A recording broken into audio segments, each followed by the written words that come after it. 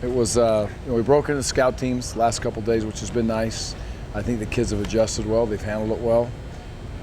Sometimes that's a very difficult transition for every kid. Here was a star at some point, and now they got to accept the roles where they are on the team. But I'm proud of the way the young guys, all those kids on the prep squads, the scout squads, whatever you want to call them, have done a tremendous job. They're very important to this team, and they will always be. So that's been a real highlight the last couple of days, getting some guys back.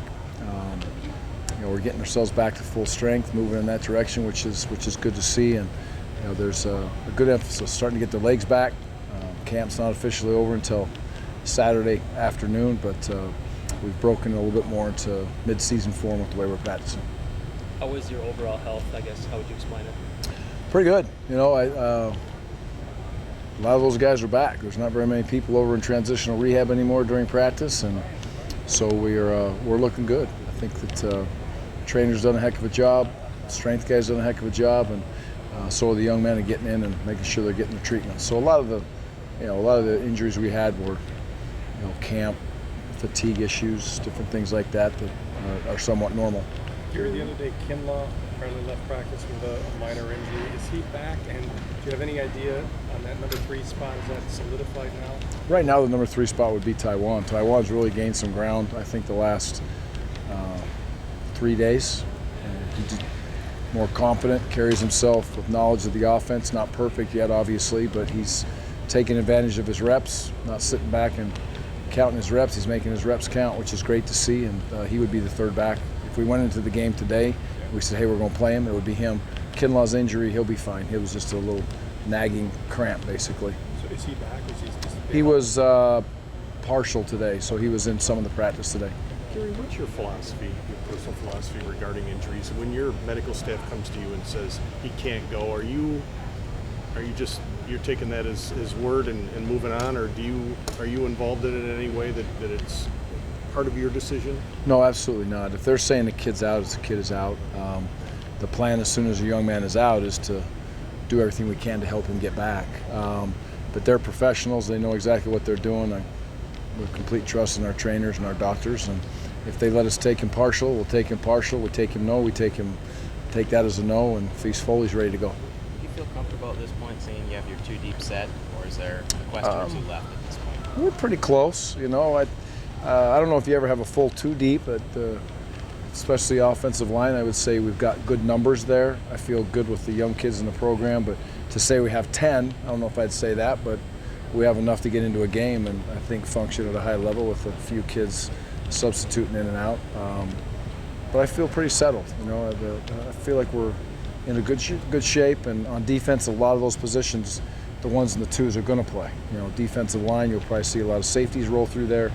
The corners are the same way. So as much as there are 2 in the base, and on the defensive side of the ball, there sometimes a 1 in those other packages. As you've been looking for that 4th inside linebacker, has Jacobs given you that now, or might you need to use Dakota? Or do you have an idea yet? If Dakota was to get on the field at this point, it would be deep into our sub packages. So there's a lot of skill on the other side of the field for us. 3, probably more likely 4 wide receivers on the field to get him in those packages. Leon's return over there has given us a solid, 4 people in that setting that we feel pretty good about, which we absolutely have to have. Can you talk about Caputo's leadership development and in what ways he's grown this year and kind of fulfilled those roles? Yeah, well, number one, he's accepted the role, and I think he's excited about it. He's a great role model for the youth to follow on and off the field, and I think that's the key anytime you ask the kid to be a leader. He can be a great player, but when he walks out of here and the doors closed behind him every single day, do his actions, are they really leadership actions, or is he, a knucklehead? Michael's far from a knucklehead. What he does off the field is just as good as what he does on the field, and his work ethic, his toughness, his want to be able to move through life has been fantastic. But the best thing is he wants to do it now, and he's not a real vocal leader, much like Melvin. They're going to lead through example, and it's a great way to lead. How about your outside linebackers? Moving Jacobs inside, obviously, accustomed to that depth. Does that show that you're pretty confident in a guy like Hayes and maybe some others? Well, I feel very good with Vince Beagle and Jesse Hayes. If those 2 kids can overcome their coaching, then they'll be just fine. I feel good about Joe Schobert on his side, and then we moved Jack Sitchie over there. And those two kids are working with Coach Bush and with the safety. So I think it's a good solid 2 deep in that area. It's just great to get Vince and Jesse back on the field, and they've been there the last 2 days. So you moved Jack over there behind Joe. Does that Yes. mean that T.J. Edwards is going to? T.J. Edwards is most likely going to redshirt at this point. Yep. With Caputo, he seems more outspoken. Who's this that? year, Caputo. Yes. He seems more outspoken, even though he still doesn't talk much. Have you talked to him about that? No, I really haven't. I just think he's comfortable. I think he's not going to mix words. Having a conversation with Michael, it's probably, if it's a 2-minute conversation, that's a long conversation. But he's in a great spot, overall. But I never coached him up on, hey, here's how you should handle the media or anything like that. He's just fallen into those steps.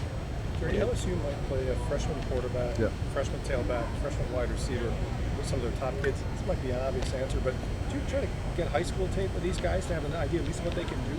Absolutely. We'll try to look at that, and we scour the internet for everything that you can possibly find. And if there's a couple clips from the spring game, we'll try to find those. But you want to at least have an identity so the kids, our players, can watch the type of young men that they think they're going to be competing against. Obviously doesn't do much for the scheme, but we want to know everything we can. And when you have this long to prepare, I guess you find everything you can. Gary, about 2 weeks ago, you expressed some pretty significant concern in your backup nose guard situation. What's your comfort level right now with that? Well, pretty good, because we've moved Warren out to the defensive end spot. We moved Zags inside, and Goldberg is the backup. And that's the way we're going to move into that game. And I think it gives us a great opportunity for Warren to be a playmaker at the defensive end spot in certain situations. Zags moves inside, where he's been very comfortable for the last 2 days.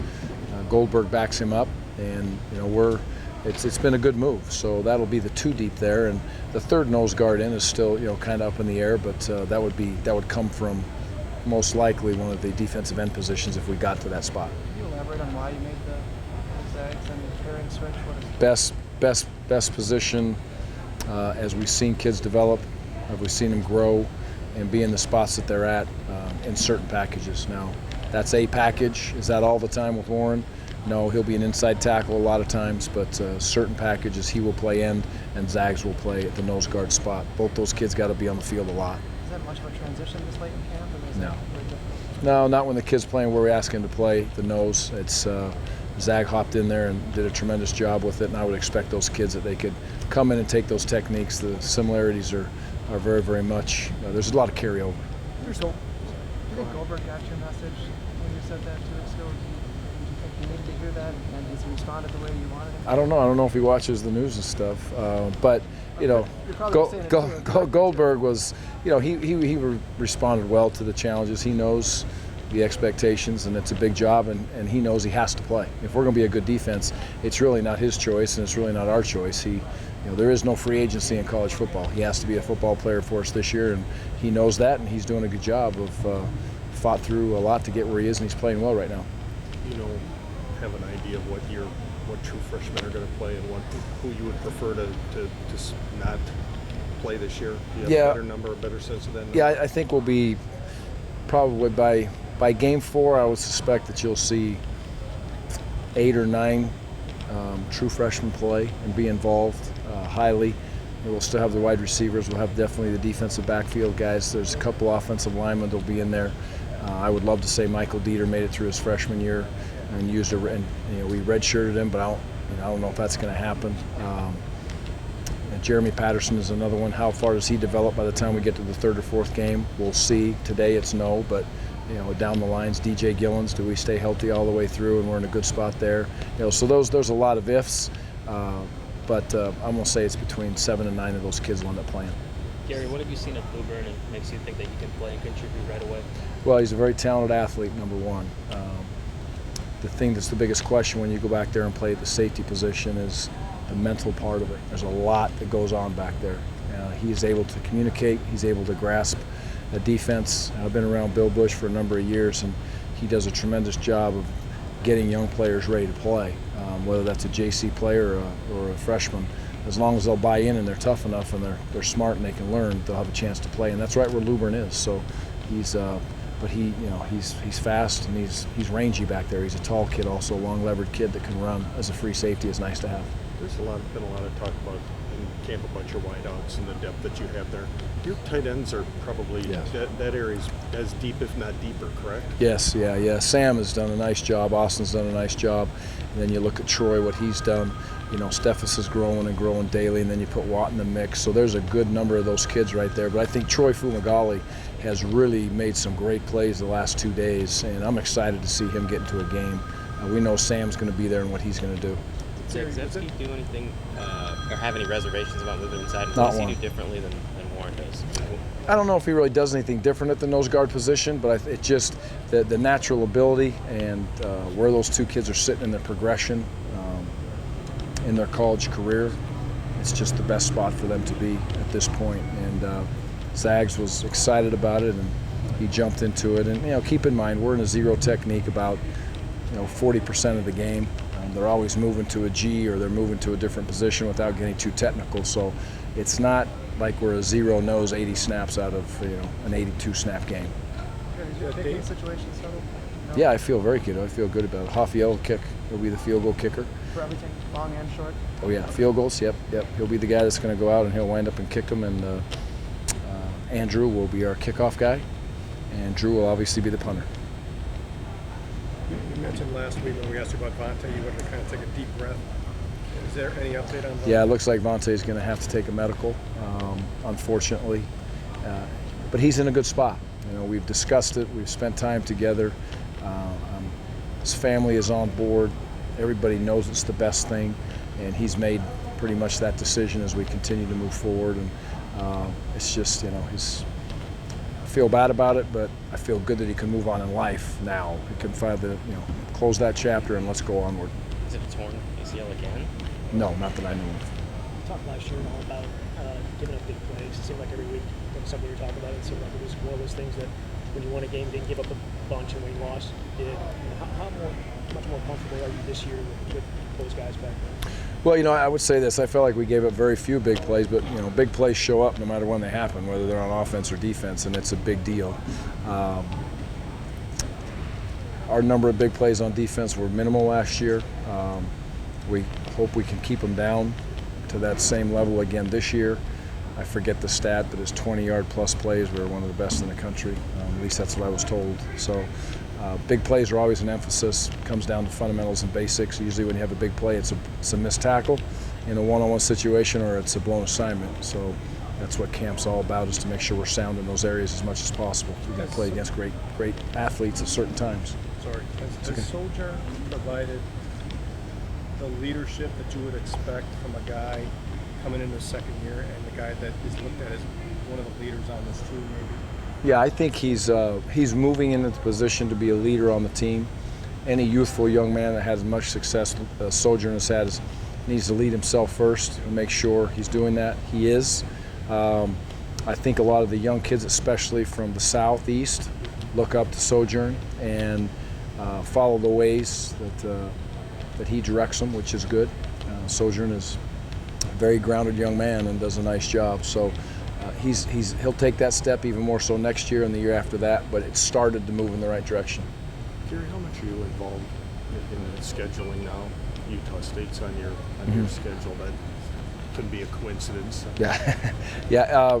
Coach and I communicate, and Bruce and I communicate through anything that is changing in the schedule or any opportunities for teams that we have to play in the future. So it's a three-way communication between us. We always look at it and make the best decision for the school, and it's been a great relationship, a situation I'm used to. But I do also realize that I'm lucky to be in a spot to where the athletic director gives you an opportunity to be involved, because there's a lot of places that is not the fact. And I talked to him about the Utah State game. I felt like it was a great opportunity, obviously, for Utah State. It's hard for them to get those games, and those games are going away, as we know. They're not nearly as many of them, and Coach agreed that he thought that'd be great to have them come back again and play whatever year that is. It seems like it's 100 years from now, but it's some out there, I know that. When you take a school like Washington off, they're not going to be able to fulfill the decision or those holes that you had. Do you consider another Big Ten school in there, knowing that that's kind of been the discussion, the schools that you're not playing, that you might slide one of those schools in there? For a 10th Big Ten game? Correct. No. No. That's the first I've really heard about that. I probably was supposed to read an email on that or something and didn't, so I'm probably going to get scolded. But I don't know. I would not be in favor of that. Okay, just so I'm clear, because I can't hear that well back here. Yeah. With the move in some packages with Warren at end Yep. and Zags, is that in the base to start out, or is that just a Base will start. If we start out, we'll put him in base. If we're playing certain defenses, it would be Zags at the nose and Warren at the end. Yeah, but there will be other defenses when Warren could come in and be a shade too at the nose spot. What's it like having Chasen at home? It's awesome. I got all three of them there right now. So, Hagen's back here with us, but having Chasen at home on the team is, comfortable.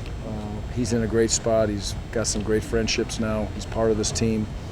He's just like another guy on the team. But it's awesome to have all three of my boys here and a daughter-in-law. Like I've said, we came with none. Now I have 4. So that's more than I ever had when they were all in high school. I went +1.